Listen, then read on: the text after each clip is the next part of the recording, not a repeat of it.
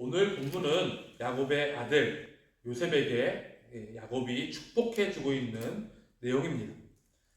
과일 나무에 대한 농부의 기대가 있는 것처럼 자녀들에 대한 하나님의 기대도 열매 맺는 기대들, 그러한 인생을 원하십니다.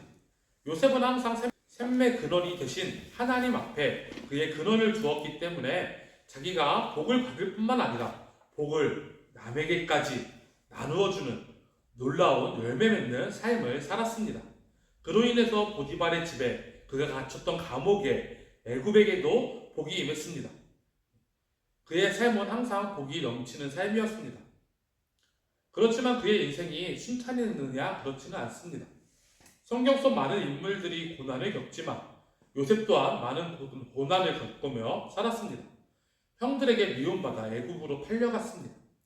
애굽에서는 보디발의 집에서 인정받는 듯 했으나 그의 아내 때문에 감옥에 가게 됩니다. 감옥에서도 간수장이 모든 일을 맡길 정도의 사람이 되었습니다. 그리고 술 맡은 관원장을 만나 그의 꿈을 해석해주고 자신의 억울함을 토로했으나 그를 기억하지 못했습니다. 결국 그의 인생에 하나님의 타이밍에 요셉을 총리로 세우시고 총리의 일을 잘 감당하게 하셨습니다. 이 모든 삶의 요셉은 하나님 중심으로 살아가는 사람이었습니다. 하나님을 중심으로 살았기 때문에 어딜 가든지 복이 넘치는 사람이었습니다. 하나님 앞에 바르고 신실한 삶을 살아가는 것은 쉬운 일이 아닙니다. 대표적인 유혹이 있었습니다. 보디발의 아내의 유혹입니다. 그 외에도 그가 살아가면서 많은 유혹들이 있었을 것입니다. 그러나 그 유혹들을 이겨낸 것이 요셉의 모습입니다. 23절, 24절을 제가 읽어드리겠습니다. 활 쏘는 자가 그를 학대하며 적개심을 가지고 그를 쏘았으나 요셉의 활은 도리어 굳세며 그의 팔은 힘이 있으니 이는 야곱의 전능자 이스라엘의 반석인 목자의 손을 힘이움이라 라고 이야기하고 있습니다. 요셉의 적들이 그를 쏘아서도 그를 완전히 이길 수는 없었습니다. 굳세고 힘이 있는 인생을 살았습니다. 역경이 왔으나 어려움이 닥쳤으나 그것에 쓰러지고 낙담하는 것이 아니라 그 자리에서 애굽의 노예로 팔려가서 보디발의 집에서도 성실히 행하는, 그리고 감옥에서도 간수장이 인정할 정도의 이 사람은 됐네, 모든 것을 맡기고 됐네, 맡겨도 되겠네 라고 인정할 정도의 사람이 되었던 것입니다. 그러한 인생에 하나님이 그와 함께 하여 주신 것입니다. 유혹을 이기는 신실함이 요셉의 전부가 아닙니다. 요셉은 능력이 있는 사람이었습니다.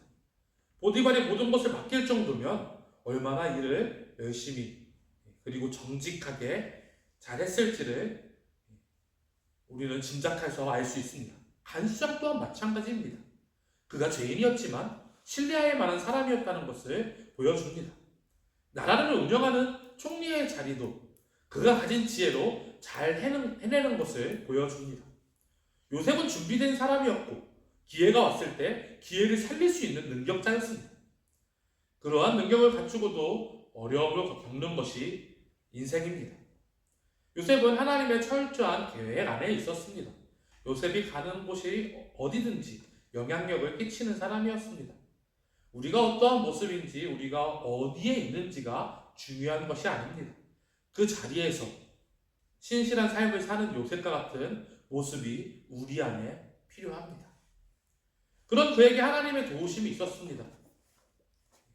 되돌이켜보니까요, 보디발의 집에 간 것도요 하나님의 은혜였고요, 감옥에 간 것도요 하나님의 은혜였습니다. 관원장을 만난 것도 하나님의 은혜고 결국에는 총리로 세워주시는 하나님의 은혜, 그 중간중간에 그 모습만 바라본다면 불평할 것들이 많았고요, 넘어지고 낙담할 일들이 많았을 것입니다. 성경은 기록하고 있지 않지만 요셉도 힘들지 않았겠습니까? 그럼에도 불구하고 하나님이 그를 세우기 위해서 연단하는 과정을 거쳐서 결국에는 애굽의 총리로 세우신 그런 하나님의 뜻을 우리는 발견할 수 있습니다. 제가 25절을 읽어드리겠습니다. 내 아버지의 하나님께로 말미암나니 그가 너를 도우실 것이요 전능자로 말미암나니 그가 내게 복을 주실 것이다. 위로 하늘의 복과 아래로 깊은 샘의 복과 젖먹이는 복과 태의 복이로다 라고 이야기합니다. 하나님의 복이 요셉에게 그렇게 임했다고 야곱은 그렇게 임할 것이라고 또한 축복하고 있습니다.